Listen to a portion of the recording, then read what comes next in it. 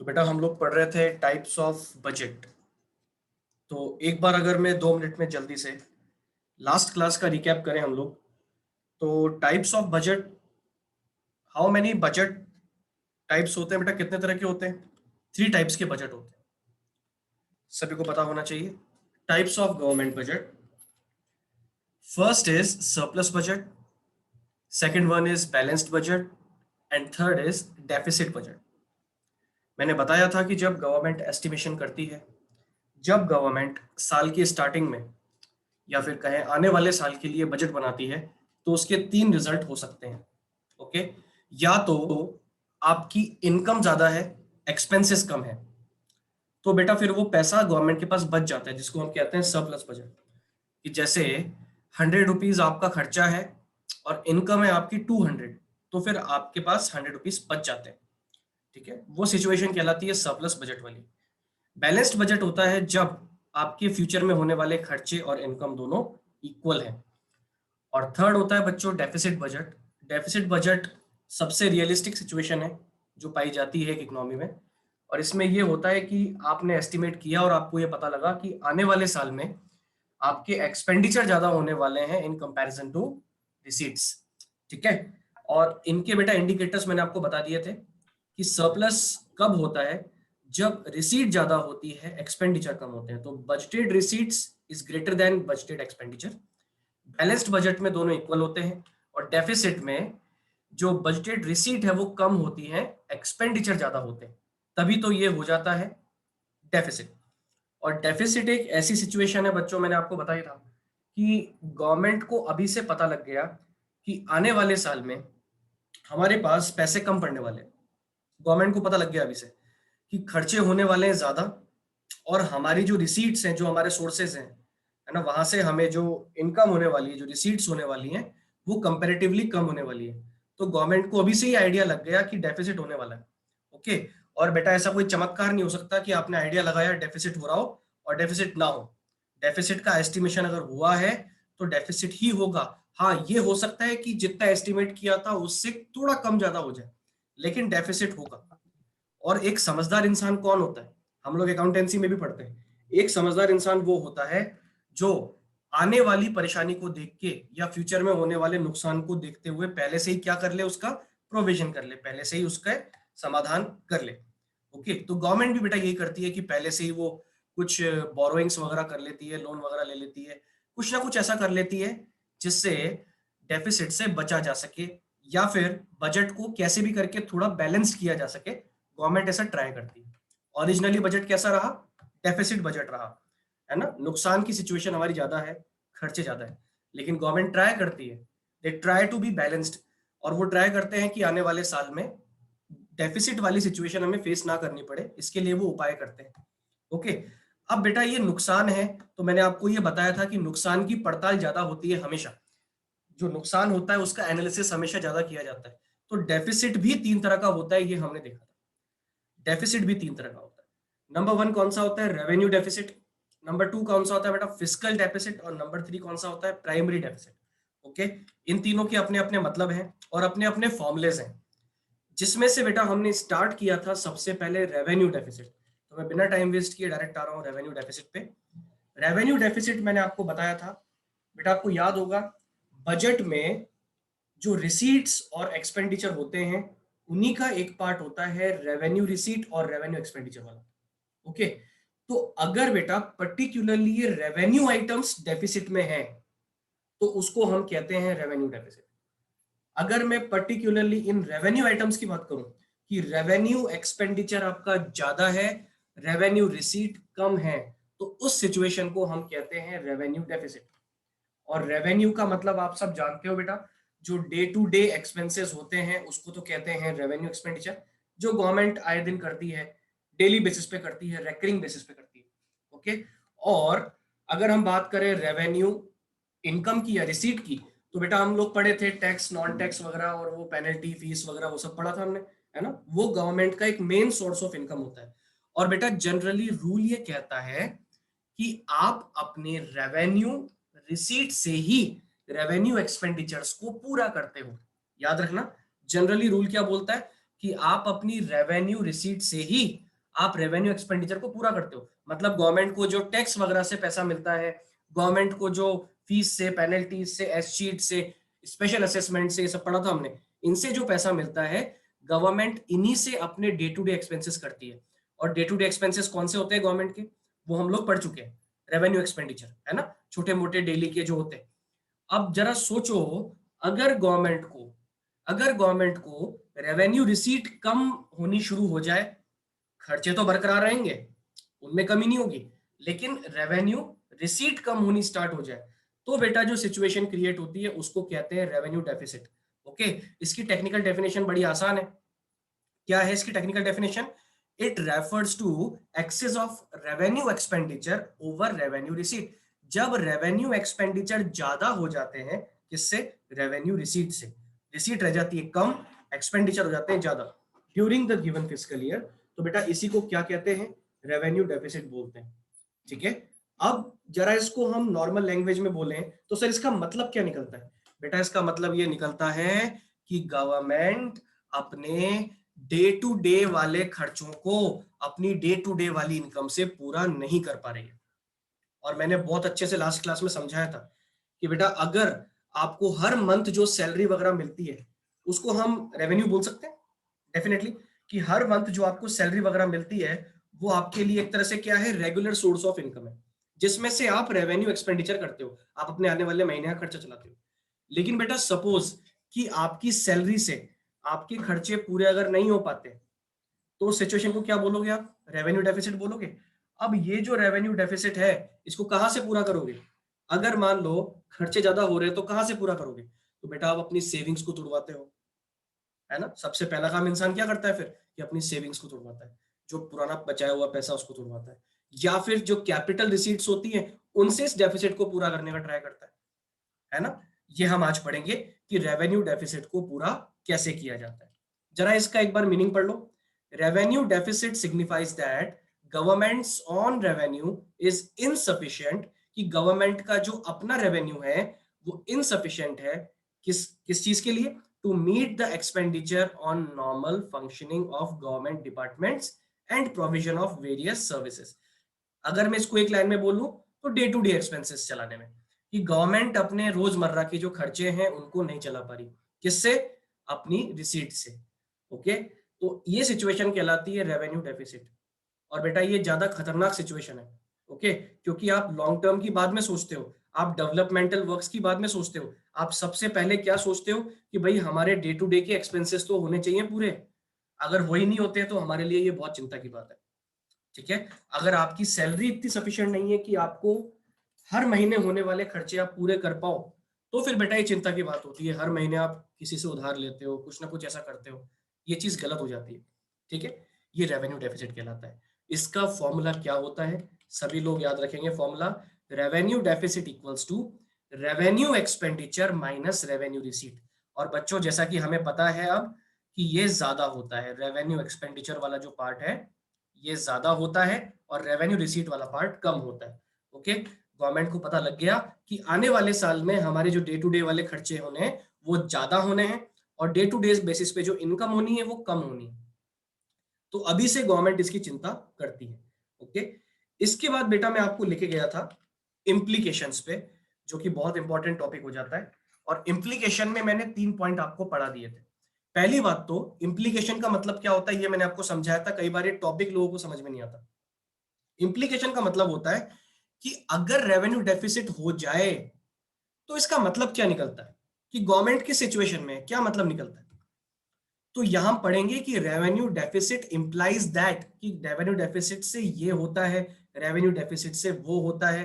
Effect बोल सकते हो या इसका मतलब बोल सकते हो कि रेवेन्यू डेफिसिट का मतलब क्या है, गवर्नमेंट के लिए इसके क्या मायने हैं, ऐसा हम कह सकते हैं। तो बेटा 3 पॉइंट मैंने आपको पढ़ा दिए थे। कौन कौन से? नंबर 1 पढ़ो एक बार। It indicates the inability of government to meet its regular and recurring expenditure in proposed budget. ये जो रेवेन्यू डेफिसिट है बेटा ये क्या शो करता है? कि गवर्नमेंट एबल नहीं है अपने रेगुलर और डे टू डे एक्सपेंसेस को पूरा करने में, कि गवर्नमेंट अपने डे टू डे एक्सपेंसेस को, अपने रेकरिंग एक्सपेंसेस को पूरा नहीं कर पा रही है। गवर्नमेंट इतनी बुरी हालत में है, ये इंडिकेट करता है रेवेन्यू डेफिसिट। नंबर 2 चीज ये क्या इंडिकेट करता है? Because of revenue deficit the government may have to cut its expenditure on several welfare programs in the country।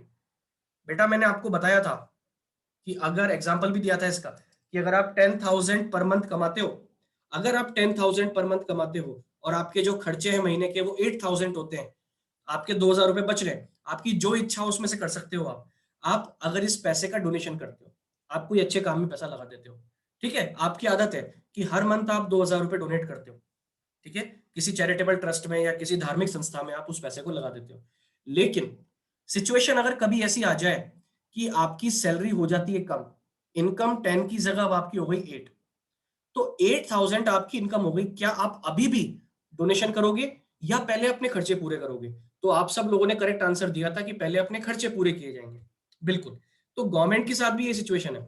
अगर गवर्नमेंट को कभी रेवेन्यू डेफिसिट दिख रहा है तो गवर्नमेंट ये बोलेगी भाई कि ये जितने भी वेलफेयर वाले प्रोग्राम चल रहे हैं ना हमारे, इन सबको बंद करो, पहले देश चलना जरूरी है, ये सब चीज बाद में है, तो पहले रेवेन्यू डेफिसिट को पूरा किया जाए। तो अगर कभी रेवेन्यू डेफिसिट हो जाए तो बेटा इससे सबसे पहले कटौती किसमें की जाती है? गवर्नमेंट सबसे पहले खर्चे कम करती है वेलफेयर प्रोग्राम्स में, जो सोसाइटी के वेलफेयर प्रोग्राम्स आपके चल रहे होते हैं, ओके, और इससे हमारी कंट्री में सोशल वेलफेयर कम हो जाता है, याद रखना ये चीज, ठीक है। तो रेवेन्यू डेफिसिट पहली बात तो क्या बताता है कि गवर्नमेंट अपने डे टू डे एक्सपेंसेस पूरे करने में समर्थ नहीं है। दूसरा, रेवेन्यू डेफिसिट हमें ये बताता है कि अगर रेवेन्यू डेफिसिट हो गया तो गवर्नमेंट सबसे पहले कटौती किसमें करेगी? सेवरल वेलफेयर प्रोग्राम्स में, ओके, और जिससे आपका सोसाइटी का जो वेलफेयर है वो कम होगा। तीसरा पॉइंट मैंने पढ़ाया था डिस सेविंग वाला, ओके, और मैंने अच्छे से इसको समझाया भी था। मैंने बताया था कि अगर कभी रेवेन्यू डेफिसिट हो जाए, अब गवर्नमेंट उसको पूरा करने का ट्राई करेगी। तो एक और तरीका क्या होता है इसको पूरा करने का कि गवर्नमेंट डिस सेविंग करती है। बेटा ये जो डिस सेविंग वर्ड है ये सेविंग का उल्टा है। जो पहले आपने पैसा बचाया था ना, आपका जो बचाया हुआ पैसा है ना, आपने जो किसी लॉन्ग टर्म पर्पस के लिए रखा हुआ है, आपने जो किसी फ्यूचर के पर्पस के लिए रखा हुआ है, जैसे एक बाप अपनी बेटी की शादी करवाना चाहता है तो वो बहुत पहले सालों जब बेटी पैदा होती है तब से वो थोड़ा थोड़ा करके मनी सेव करना स्टार्ट करता है, एक फंड बना के रखता है ताकि बड़े होने पर मैं अपनी बेटी की अच्छे धूमधाम से शादी कर पाऊं। वो सेविंग है, और सेविंग का पर्पस क्या है? बेटी की शादी करना। लेकिन मान लो कोई इमरजेंसी आ गई और बिल्कुल पैसा बचा ही नहीं, हालत खराब है, तो फिर अल्टीमेटली उस सेविंग को काम में लेना पड़ेगा पिताजी को। बिल्कुल ये सिचुएशन यहाँ होती है कि गवर्नमेंट ने जो पैसा बचा के रखा है ना फ्यूचर के लिए, किसी स्पेशल पर्पस के लिए, गवर्नमेंट को उस सेविंग को तुड़वाना पड़ता है और उसको यूज करना पड़ता है, ओके। और ये बिल्कुल अच्छी चीज नहीं होती कि आप अपनी सेविंग को काम में ले रहे हो, क्योंकि इससे इफेक्ट पड़ता है सीधा जो आपके फ्यूचर प्लान्स हैं, जो आपकी अच्छी अच्छी स्कीम्स होती है फ्यूचर में जो आने वाली है उस पर, ओके। एक बार पढ़ के देखो तो, it implies that government is dissaving. Revenue deficit का मतलब क्या है कि अगर रेवेन्यू डेफिसिट हो जाए तो गवर्नमेंट डिसेविंग करेगी। अगर आप अपने डे टू डे एक्सपेंसेस पूरे नहीं कर पा रहे हो तो आपको सेविंग्स को काम में लेना पड़ेगा और कोई चारा ही नहीं है। Government is using up savings for other sectors of economy. याद रखना, सेविंग जनरली ऐसे नहीं होती हमें कि भाई पूरी इकोनॉमी की सेविंग हो गई, सरप्लस हो गया कभी नहीं। सेविंग एक्चुअली सेक्टर्स में होती है। जैसे आपके मैन्युफैक्चरिंग सेक्टर में क्या हो गया? सरप्लस हो गया, तो गवर्नमेंट ने वहां पे सेविंग कर ली। अब किसी दूसरे सेक्टर में डेफिसिट है तो गवर्नमेंट उस सेविंग को वहां पे काम में लेने के लिए मजबूर हो जाती है, ठीक है। तो याद रखना कि कुछ सेक्टर्स जो हमें सेविंग करवा के देते हैं, उसकी सेविंग को अगर आपको काम में लेना पड़ता है, इसी को हम कहते हैं डिस सेविंग, ओके। और याद रखना ये गवर्नमेंट को क्यों करना पड़ रहा है, तुम सोचो, डिस सेविंग का काम क्यों करना पड़ रहा है? ताकि गवर्नमेंट अपने कंजम्पशन एक्सपेंडिचर पूरे कर सके, वही डे टू डे वाले, गवर्नमेंट अपने डे टू डे वाले एक्सपेंडिचर को पूरा कर सके, ठीक है। ये 3 पॉइंट मैंने आपको लास्ट क्लास तक पढ़ा दिए थे डिटेल में और समझा भी दिए थे। अब बेटा आज हम आगे बढ़ रहे हैं पॉइंट नंबर 4।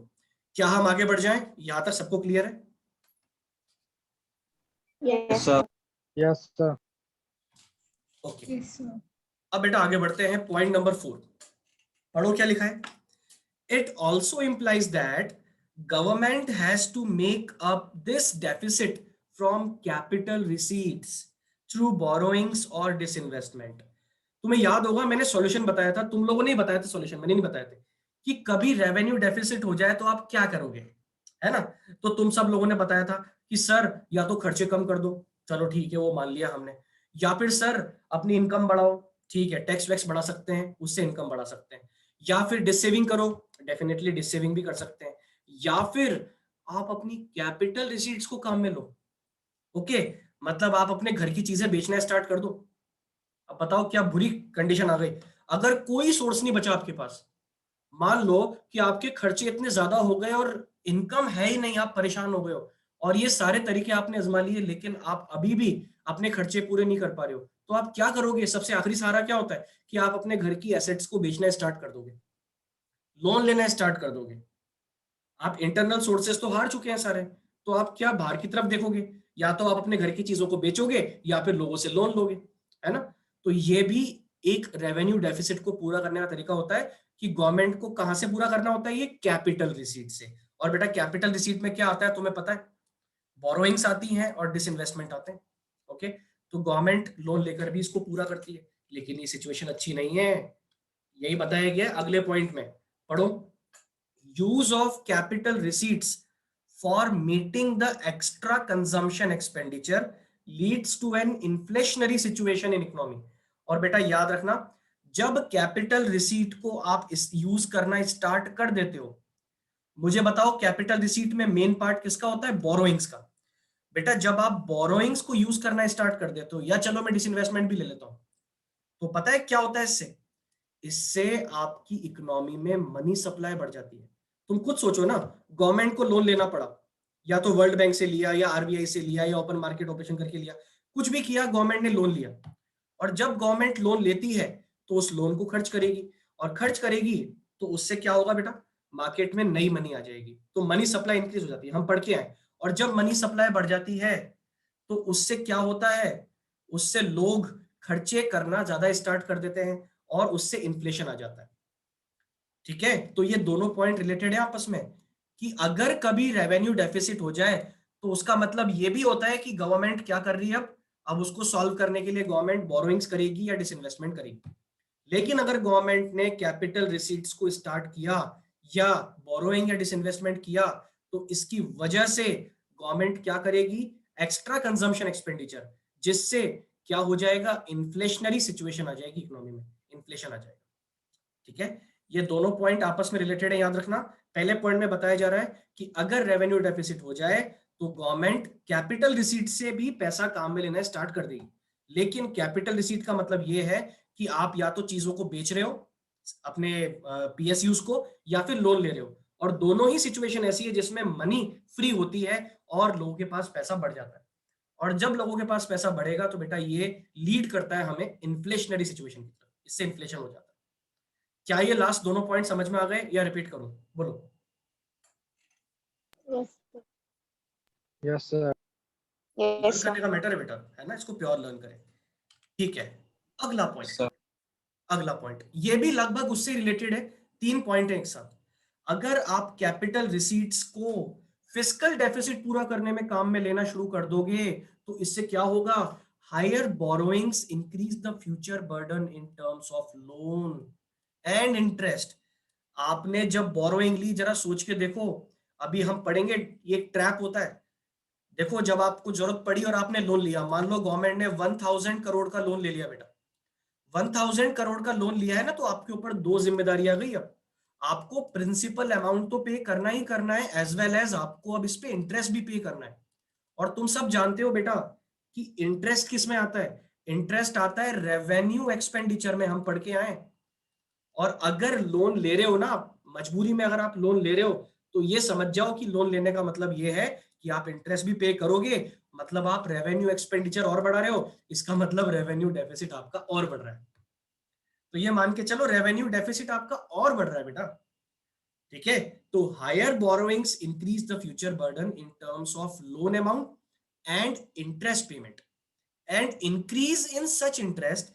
अगर बेटा आपका इंटरेस्ट बढ़ता है, it will lead to increase in revenue expenditure. Interest बढ़ने से रेवेन्यू एक्सपेंडिचर बढ़ेगा ऑब्वियसली, और जब रेवेन्यू एक्सपेंडिचर बढ़ता है तो आपका रेवेन्यू डेफिसिट और बढ़ जाएगा, क्योंकि आपके खर्चे और बढ़ गए लो डे टू डे वाले, है ना। तो याद रखिए ये तीन पॉइंट लगातार है। बेटा 3-3 के ग्रुप में याद कर लो, देखो बहुत इजी तरीका है, 3-3 के ग्रुप में इनको याद कर लो, ठीक है। पहला 3 ग्रुप कौन सा था कि भाई fiscal deficit, sorry revenue deficit क्या इंप्लाई करता है, क्या इंडिकेट करता है, it indicate that government enable है अपने डे टू डे एक्सपेंसेस को पूरा करने में, पहला पॉइंट बहुत आसान। दूसरा पॉइंट कि रेवेन्यू डेफिसिट जब होता है तो गवर्नमेंट सबसे पहले कटौती कहां करती है, वेलफेयर प्रोग्राम्स में, जिससे सोशल वेलफेयर या सोसाइटी का वेलफेयर कम होता है। तीसरा कि गवर्नमेंट क्या कर रही है, डिस सेविंग कर रही है, रेवेन्यू डेफिसिट का मतलब गवर्नमेंट डिस सेविंग कर रही है और अपना लॉन्ग टर्म बचाया हुआ पैसा या फिर दूसरे सेक्टर्स का जो सरप्लस है वो काम में ले रही है अपने डे टू डे एक्सपेंसेस को पूरा करने में, इससे खराब कुछ नहीं हो सकता, ठीक है।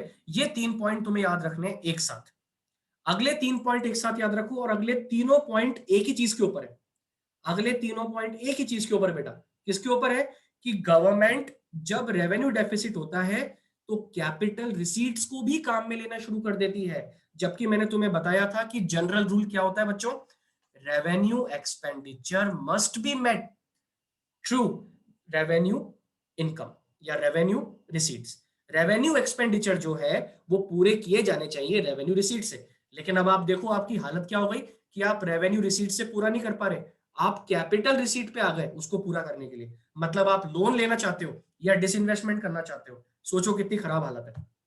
तो अगर आप लोन लेते हो या डिसइन्वेस्टमेंट करते हो, ओके, तो ये भी एक तरीका है, पहले पॉइंट में तो ये बताया है ना, पहले पॉइंट में क्या बताया गया, तरीका बताया कि ये भी एक तरीका है कि गवर्नमेंट रेवेन्यू डेफिसिट पूरा कहां से कर सकती है, बोरोइंग से या डिसइन्वेस्टमेंट से, ठीक है।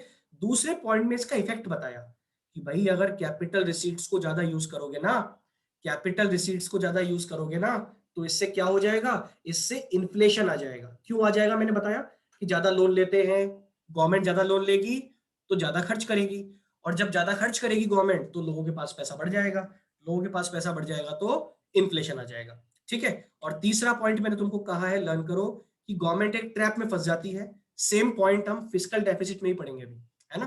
गवर्नमेंट एक ट्रैप में फंस जाती है, गवर्नमेंट इसको पूरा करने के लिए लोन लेगी, अब गवर्नमेंट फंस गई, लोन तो आपको चुकाना ही चुकाना है, साथ में उस पर इंटरेस्ट भी चुकाना है, और वो जो इंटरेस्ट है वो एक रेवेन्यू एक्सपेंडिचर होता है, तो वो रेवेन्यू एक्सपेंडिचर फर्दर आपका रेवेन्यू डेफिसिट इंक्रीज कर देता है, तो ये भी एक परेशानी हो जाती है। तो बेटा ये 3-3 पॉइंट हो गए, ठीक है, इनको याद रखो। लास्ट पॉइंट कुछ नहीं है, बड़ा नॉर्मल सा है, a high revenue deficit gives a warning signal to government to either curtail its expenditure और increase its revenue।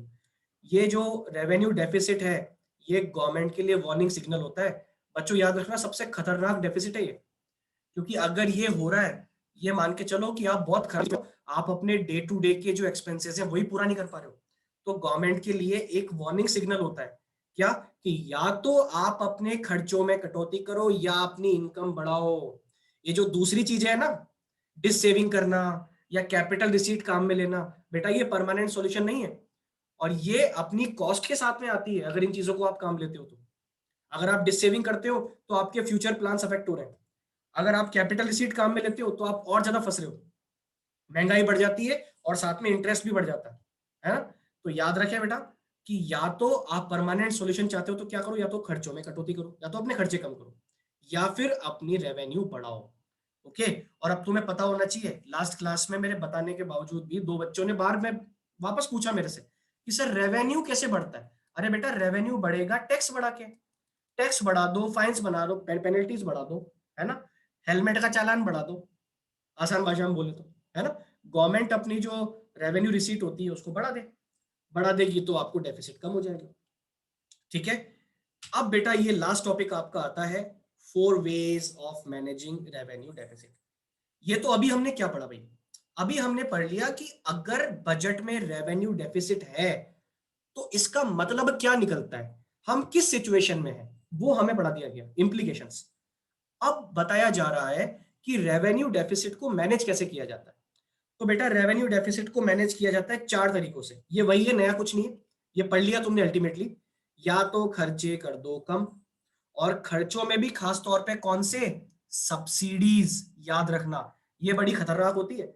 सब्सिडीज का मतलब होता है ये भी ले जाओ फ्री में, वो भी ले जाओ फ्री में, मार्केट से कम रेट पे जब गवर्नमेंट चीजें बेचना स्टार्ट करती है तो गवर्नमेंट उस पर नुकसान उठाती है ना। जैसे मान लो कि गैस सिलेंडर पे गवर्नमेंट क्या देती है आपको, सब्सिडी देती है, तो गवर्नमेंट सब्सिडी दे रही है, इसका मतलब ये नहीं है कि गवर्नमेंट ने आपकी सिलेंडर की प्राइस कम कर दी, आपको मजा आ गया। अरे नहीं, गवर्नमेंट उस नुकसान को खुद उठाती है। मतलब गवर्नमेंट सिलेंडर खरीद रही है पूरे में, आपको कम में दे रही है। पता है आपको ये बात? खरीदती पूरे में, मतलब अपनी जेब से पेमेंट कर रही है गवर्नमेंट, तो गवर्नमेंट पे बोझ पड़ता है। ठीक है, तो सबसे पहला काम अगर आपको करना है तो अपने एक्सपेंडिचर कम करो, और एक्सपेंडिचर में भी खास तौर पे कौन से वाले, खास तौर पे सब्सिडीज कम करो।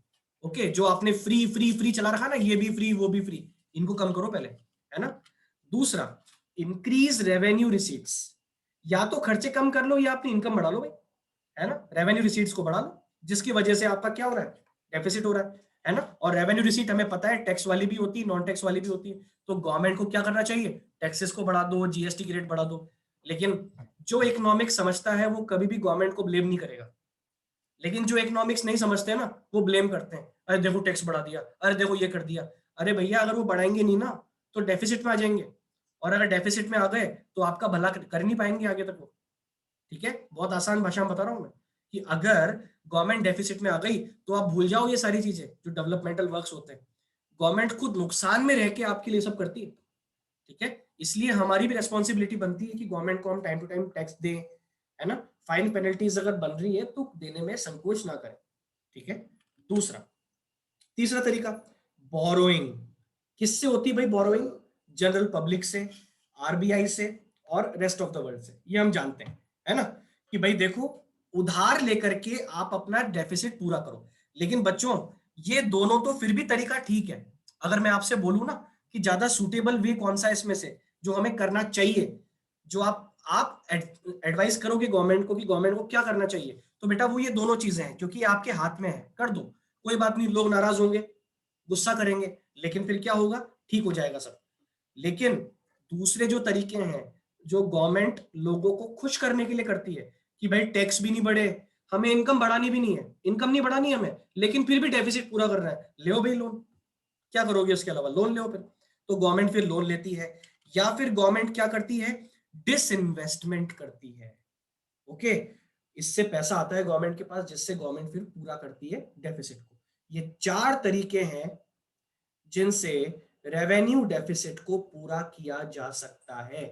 ठीक है, जिसमें से अगर तुमसे पूछा जाए बेटा क्या सजेस्ट करते हो आप लोग, ज्यादा प्रिस्क्राइब क्या करोगे आप गवर्नमेंट को, तो स्टार्टिंग के 2 पॉइंट, खर्चों कंट्रोल कर लो, स्पेशली सब्सिडीज को, और अपनी इनकम को बढ़ा लो, जिसमें टैक्स और नॉन टैक्स दोनों दोनों शामिल है, दोनों को इंक्रीज कर लो।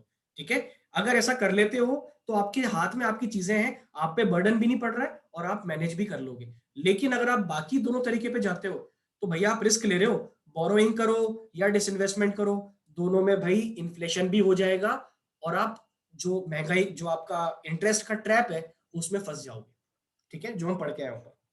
ठीक है, मुझे बताओ भाई, क्या ये इम्प्लीकेशंस और मैनेजिंग वेज, क्या ये समझ में आ गया सभी को? समझ में आया नहीं है ये बताओ। Yes sir. Yes, sir. Yes, sir. Okay बच्चों, बहुत इजी लैंग्वेज मैंने ट्राई किया समझाने का इसको। ओके, थोड़ी नॉर्मल बोलचाल की भाषा में, है ना। तो हर पॉइंट का अपना एक मतलब है, लेकिन याद रखने का तरीका तुम अपना बनाओ, है ना। मेरा लेक्चर है, उसको 2-3 बार देखो। ये जो मैं एग्जांपल्स देता हूँ ना बेटा, ये तुम्हें अगर याद आ गया एग्जाम में तो तुम बड़े मजे में लिख दोगे हर चीज को, है ना। इसलिए हर लेक्चर को कम से कम 2 बार देख लिया करो, जैसे टाइम मिले। रात में सोते हो यूट्यूब चला के बैठ जाते हो, है ना, चाहो तो ऐसा किया करो कि यूट्यूब पे लेक्चर्स देख लेते चलो सोने से पहले। उससे क्या होगा, ये चीजें क्लियर हो जाएगी।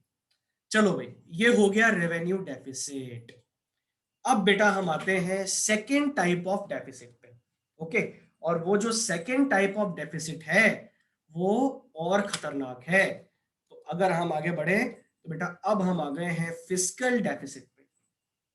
और अगर तुमने लास्ट क्लास ज्वाइन की थी तो तुम्हें पता होगा कि फिस्कल डेफिसिट का मतलब क्या होता है, मैंने ओवरव्यू में बताया था एक बार।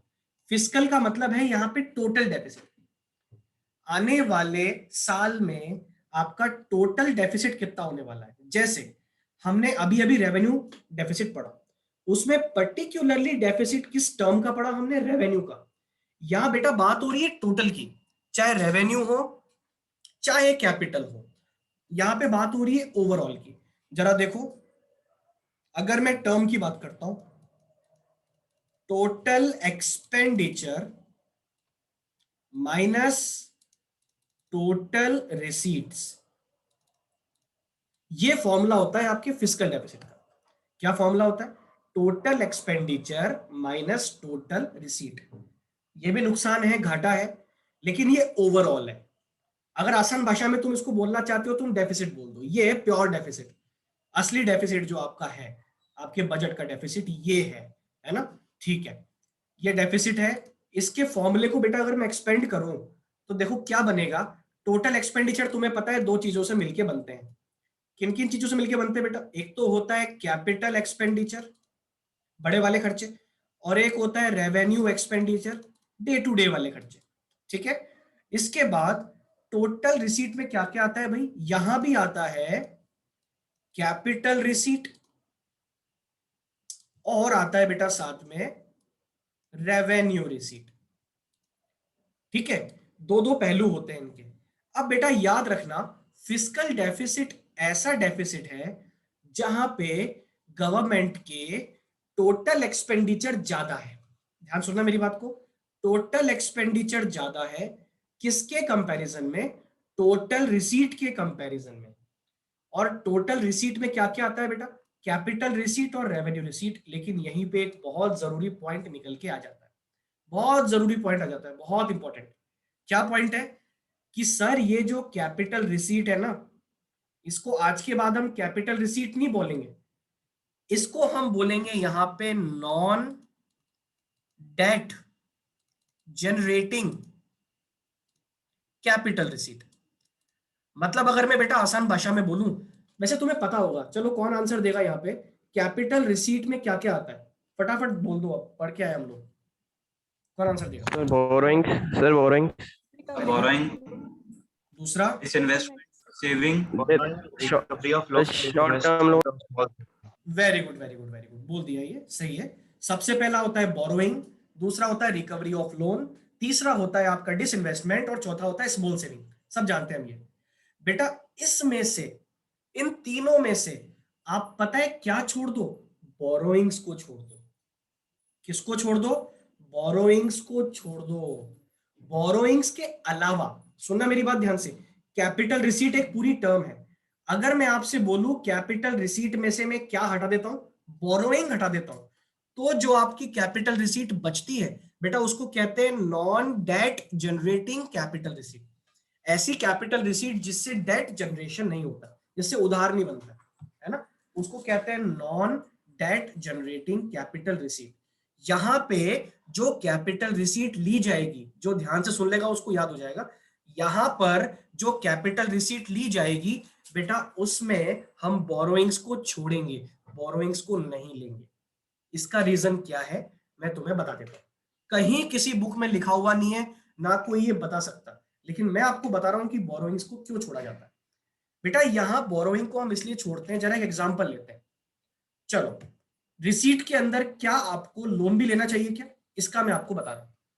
मान लो मेरा बिजनेस है, मेरे बिजनेस का मैं बजट बना रहा हूं, मेरे बिजनेस का मैं बजट बना रहा हूं, या तुम अपने बिजनेस के ओनर बन जाओ, तुम बेटा बजट बना रहे हो। बजट में तुमने देखा कि आने वाले साल में सर हमारे जो एक्सपेंसेस हैं वो होने वाले हैं 5 लाख। ओ हो 5 लाख के एक्सपेंसेस होने वाले हैं। ठीक है, ये तो हो गई बात एक्सपेंसेस की। उसके बाद तुम आए रिसीट पे, और जब रिसीट पे तुम लोग आए ना, तो तुम लोगों ने रिसीट का एनालिसिस स्टार्ट किया, जिसमें तुमने रेवेन्यू वाली पूरी ले ली। हाँ सर बिल्कुल ले ली, कि पूरे साल में इतनी सेल होगी, इतना ये होगा, इतना वो होगा, डे टू डे लेवल पे इतना हम कमाएंगे, प्रॉफिट वॉफिट सब आ गया इसके अंदर। और साथ में एक ऑप्शन तुम्हारे पास ये था कि तुमने एसबीआई से लोन लिया था 2 लाख का। कितने का लोन लिया था? 2 लाख का। ये 2 लाख का लोन एक रिसीट है, क्योंकि ये मनी आपको मिली थी। तो तुम्हारे पास ऑप्शन है कि इस लोन को तुम लो या ना लो। तो जरा कॉमन सेंस लगा के बताओ, तुम अपने बिजनेस का बजट बना रहे हो, अपने बिजनेस का बजट बना रहे हो, और तुम ये सोच रहे हो आने वाले साल में कितने खर्चे मेरे को करने पड़ेंगे और कितनी रिसीट मुझे होगी। बेटा मुझे बताओ, अगर तुम में कॉमन सेंस है, क्या तुम उन रिसीट्स में लोन को इंक्लूड करोगे क्या? No sir. नहीं करेंगे, क्योंकि भाई ये तो आपको पे करना है यार वापस, इसको आप क्यों इंक्लूड कर रहे हो? अगर आप प्योर पिक्चर ऑफ बजट चाहते हो, अगर आप चाहते हो बजट एक बिल्कुल सही पिक्चर में हो तो आपको इसको इंक्लूड नहीं करना चाहिए, क्योंकि अगर आप देखोगे बेटा तो ये रिसीट है, डेफिनेटली रिसीट है, लेकिन अगर इसको आपने इंक्लूड कर लिया तो आप हो सकता है कि डेफिसिट में भी ना हो सकता है डेफिसिट में आप ना हो सकता है आप बैलेंस में आ जाओ या सरप्लस में आ जाओ, लेकिन क्या ये वाकई में तुम्हारी रिसीट है और क्या ये ऐसी रिसीट है जिससे हमें खुश होना चाहिए? नहीं, ये ऐसी रिसीट नहीं है। इसीलिए बेटा हम बोरोइंग को छोड़ देते हैं। यहां पे सब लोगे तुम सब, लेकिन बस कैपिटल रिसीट में बोरोइंग को नहीं लोगे, ये याद रखना। क्या मेरी बात सबको समझ में आई? यस और यस सर। अभी डिटेल Yes, पढ़ेंगे sir. इसकी, है ना? Yes, चलो sir. अब एक काम करो, 10 मिनट्स के लिए फिक्स हम 5 बजे क्लास ऑफ कर देंगे, जितना जल्दी हो सकता है फटाफट रिज्वाइन कर लो जल्दी से, है ना, बिना देरी के।